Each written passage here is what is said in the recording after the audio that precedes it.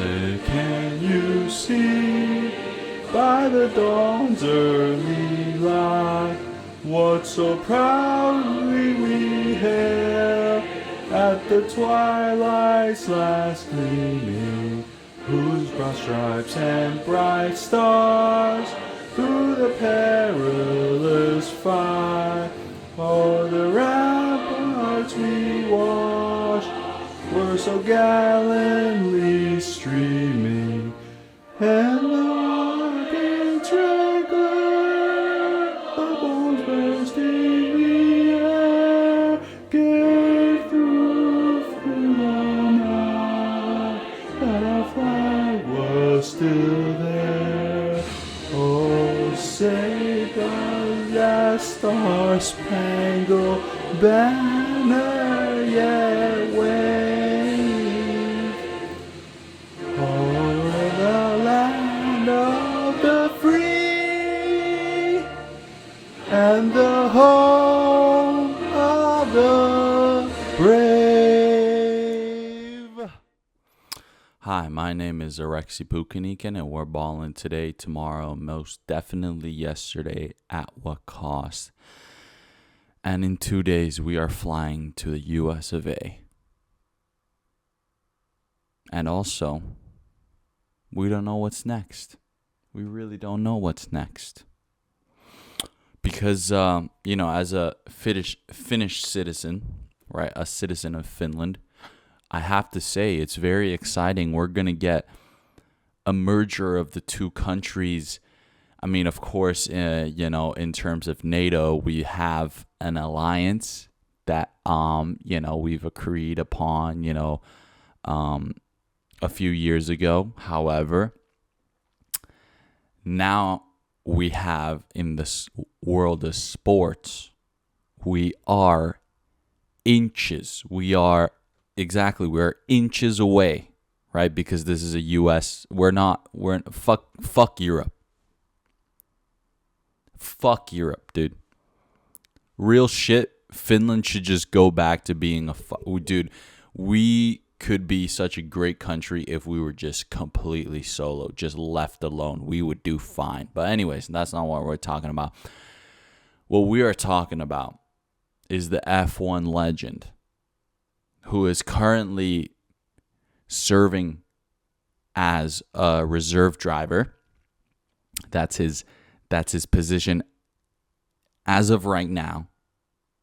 He is a reserve driver for a Mercedes-Benz. And it is the Finnish legend, the most recent flying Finn, Valtteri Bottas. That's how you pronounce it in Finnish. Or Valtteri Bottas, right? But, Valtteri Bottas. Valtteri Bottas is about to pick up that GM bag. Knock on wood. Knock on wood. We're about to get the news soon. All right. Some other sources have already confirmed it. F1 YouTube channel just released a over 20-minute video of best Valtteri Bottas onboards. So I think we are getting teased now.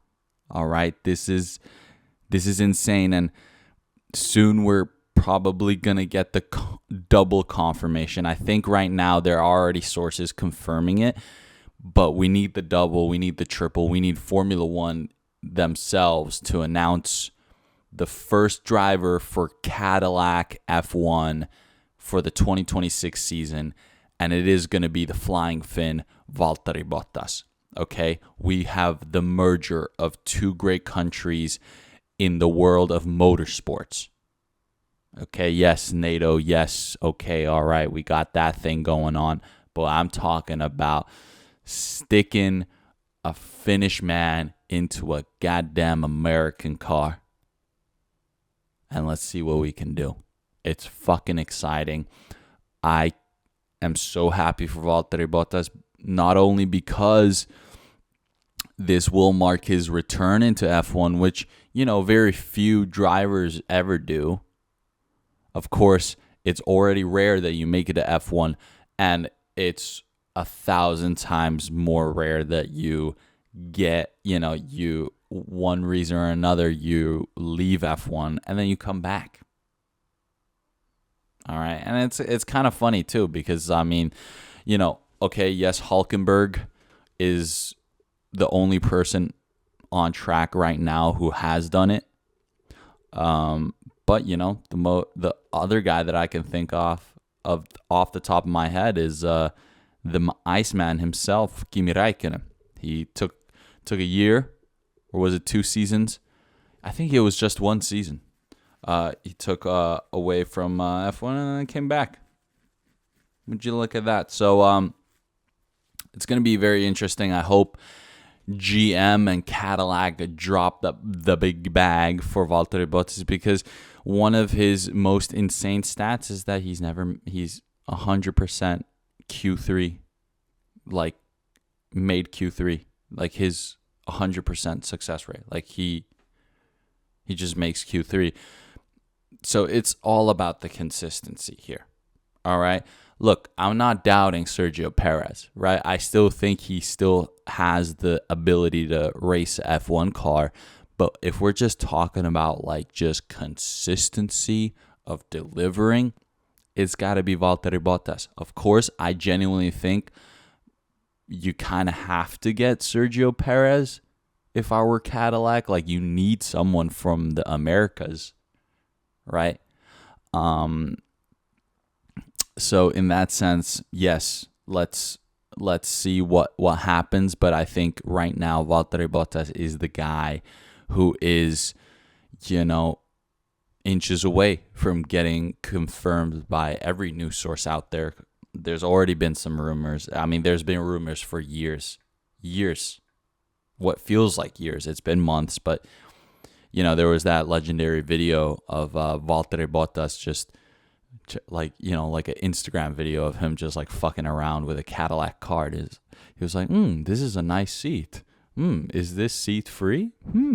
Like, that's just funny, dude. And it's truthful that Valtteri Bottas is a very marketable guy. Very, very marketable. Looks great. He has the trendy mustache. He has the trendy mullet, right? So I think you need to get him.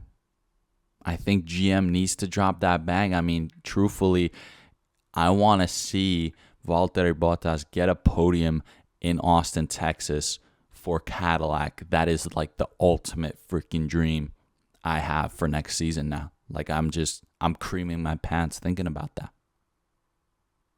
For real, dude. For real. What else? And if you can't notice, late upload, guys. I've been dealing with stuff. I've been planning with stuff. I am taking this U.S. trip very seriously, although it's genuinely, like, on paper, it's just vacation.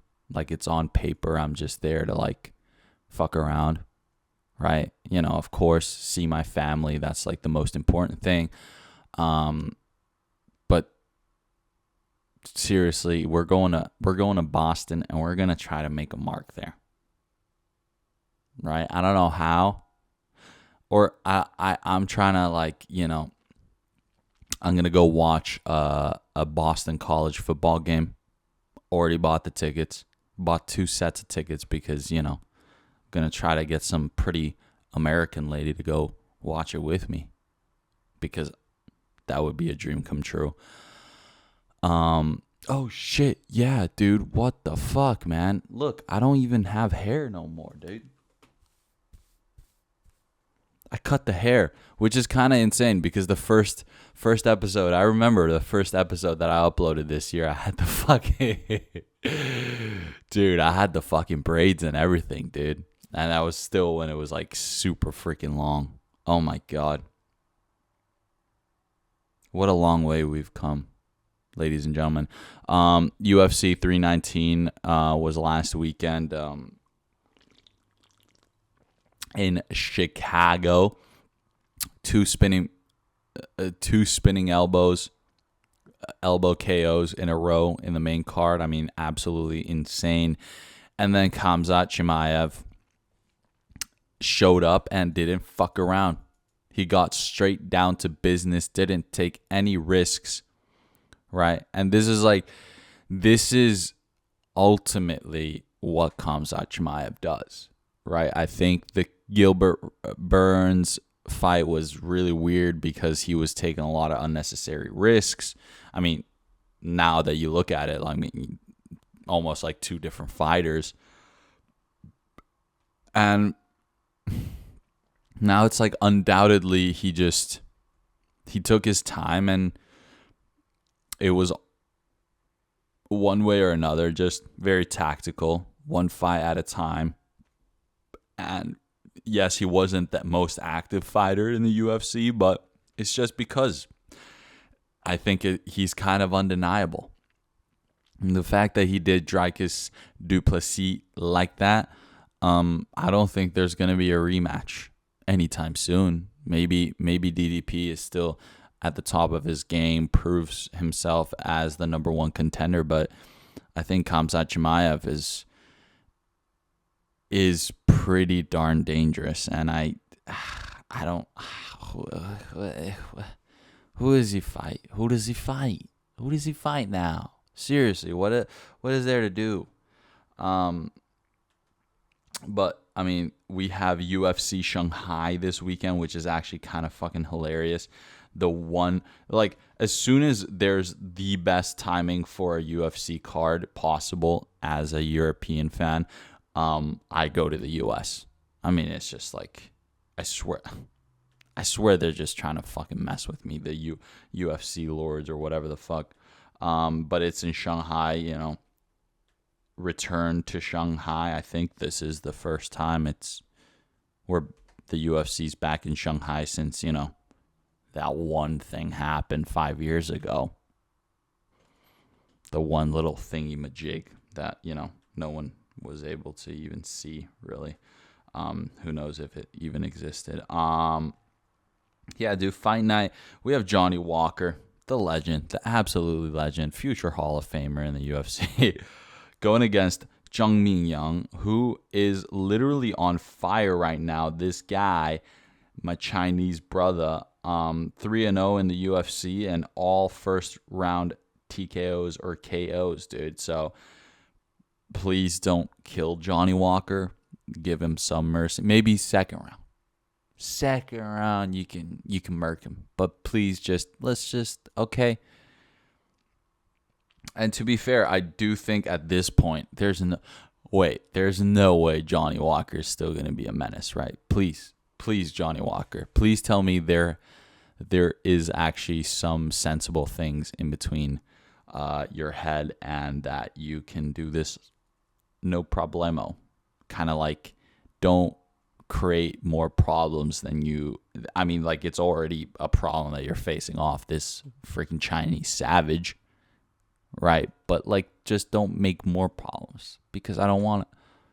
It sucks. But if it does happen, Zhang Mingyang, make it wonderful, make it entertaining. All right, fireworks. The co-main event is something that I'm completely confused about, because it's Brian Ortega going against Aljamain Sterling, and these boys are doing a 5-rounder for like no reason. I saw Aljamain Sterling, the Funk Master, was on a podcast, and he was saying that he did not even get financially compensated to do 5 rounds. Like, he's getting paid to do 3, and, you know, or like he's just getting paid and then it's the same amount of money as a 3-rounder, but he's doing a 5-rounder.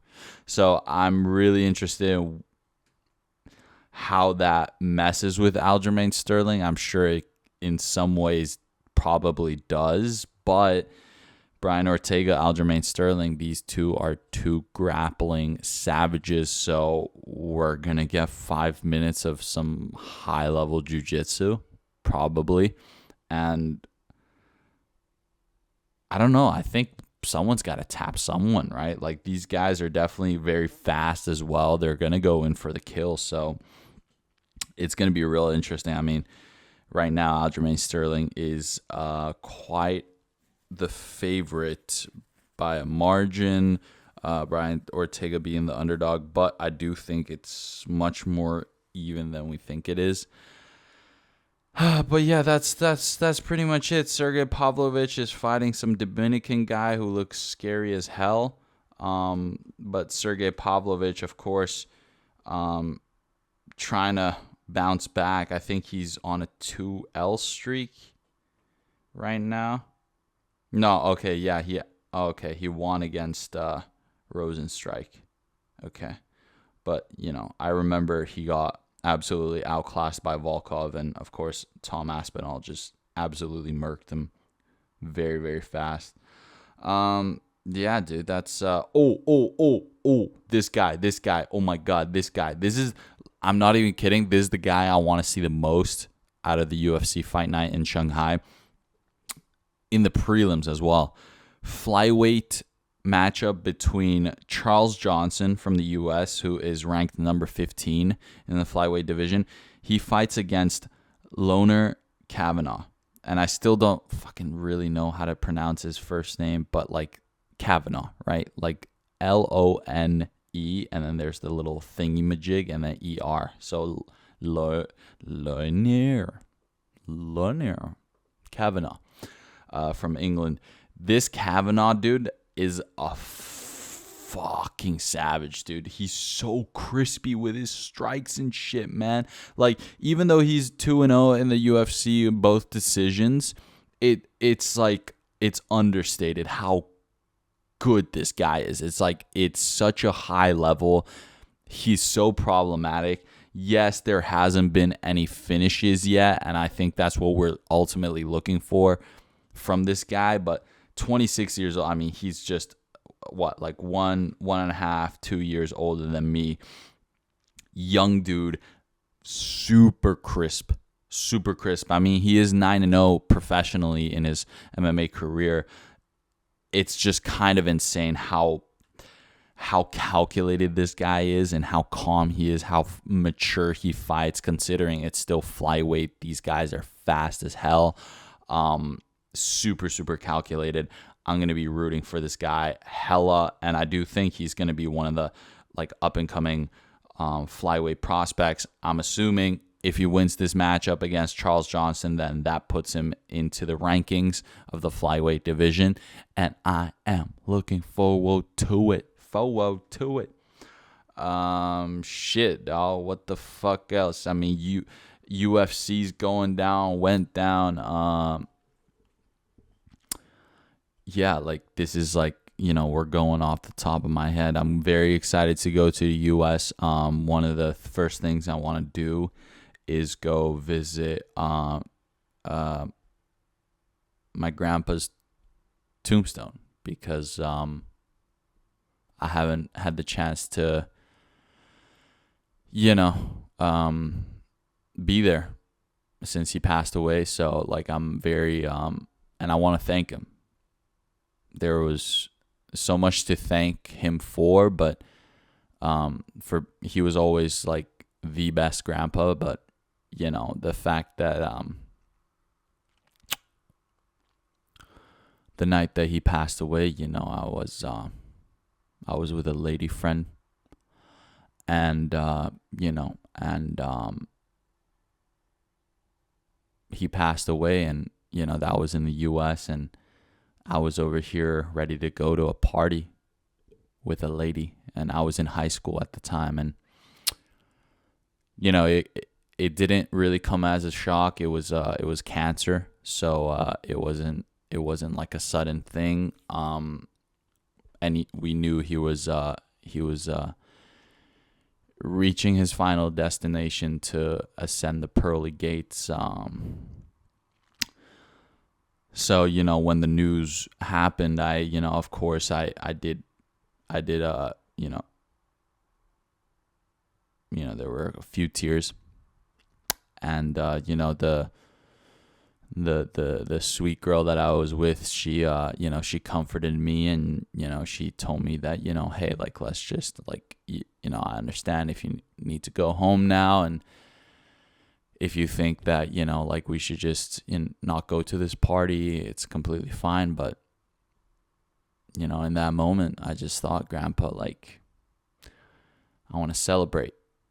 I want to celebrate your life, and I want to, in one way or another, I want to complete this circle of life. It's just, that's what it is. It's death and life, and, death is a part of life, and it's, in a way, it's like, it's a circle, right? So with that being said, I mourned for a second. I said a prayer for him, and I looked at this girl in the eye. I told her, tonight's the night. Tonight's the night, honey buns. Tonight's the night that we get down. Tonight's the night that we're going to have a little sexy time together, because this one's for you, Grandpa. This one's for you.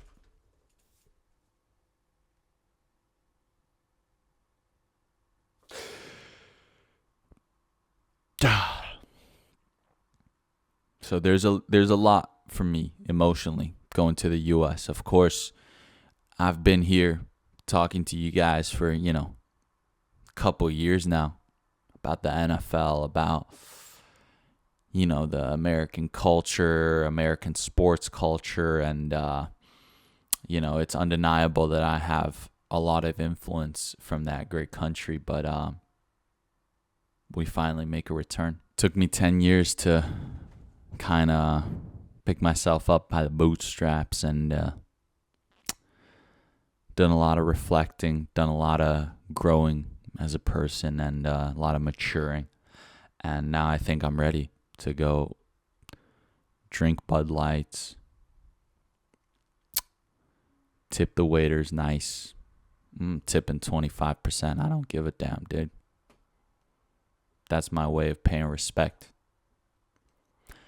And go watch some sports, eat some food that's probably going to give me cancer.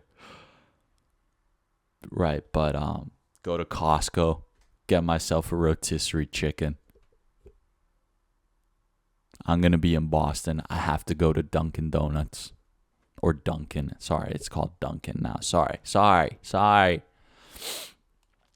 Go to a 7-Eleven, you know what I'm saying? Buy a pack of American spirits. That's it, man. That's it. It's going to be a fun 2 weeks. I'm going to be there for 2 weeks, guys. So I genuinely think I'm going to try to find a way to record over there. Who knows what the setting will be, but we'll try to make it work. Genuinely, we'll try to make it work. We're balling, man. We're balling at what cost? I hope everybody stays balling. F1 is coming back next week, so finally we'll have more action. And I'm hoping, I'm praying. My assumption is before the Zandvoort return and summer break is over in the F1 world, then we are going to get the Valtteri Bottas announcement to Cadillac, and thus begins a new Finnish-American merger that we haven't seen. Maybe we've seen before once or twice in history, but now in such a... dude, if we want to get all political here, Trump been glazing our president, dude. Like, he's been glazing him. Like, our president is kind of just like solo lone wolf in this shit, and just like foreign policy, like slaying this shit. And then Trump is just like, damn, dude, this guy's kind of got it on lock. So, yeah, dude, this is, it's incredible. I'm sure I'll have, trouble sleeping tonight and tomorrow night because the excitement is unreal. I'm going to go see Lemaire Lee as well, Lemezi from, Shane Gillis's crew. Bottas Boston College football game, tickets bought, bam, and that's that. I love America, and I hope that there will be beautiful American women waiting for me there. God bless the land of the free, home of the brave. Stay ballin', and I'll see you guys in the U.S. next week.